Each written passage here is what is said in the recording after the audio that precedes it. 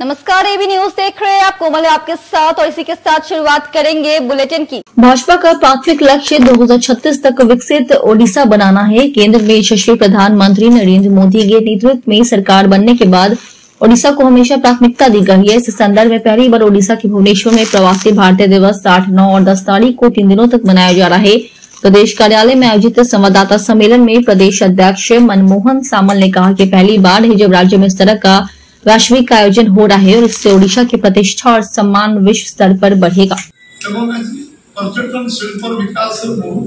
संभावना कृषि विकास दिगरे बहु नुआ दिगंत सृष्टि होवार संभावना अच्छे।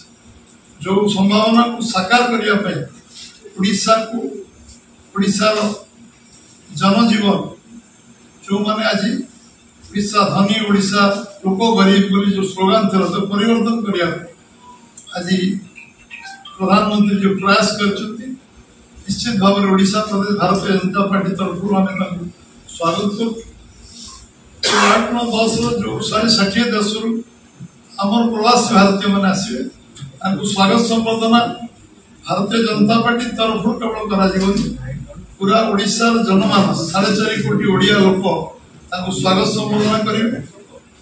जो जो जगह से मैंने 3 दिन सम्मेलन में विभिन्न आदान प्रदान इंडस्ट्रियल फ्रेंडली हम ओडिशा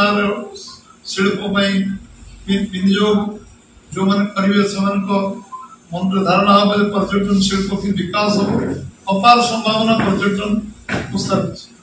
शिल्प हमारे सब प्रकार व्यवस्था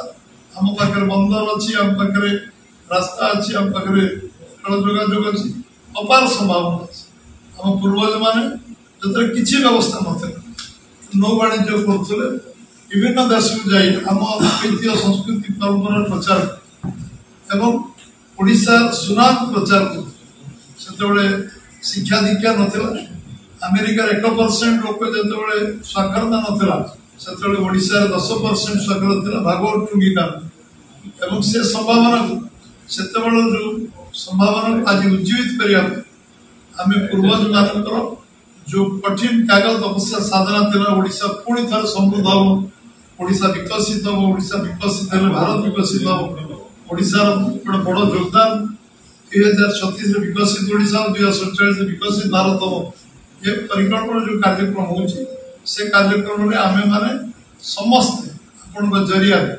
मीडिया गोटे प्रमुख भूमिका रही ये अवसर 8, 9, 10 में आज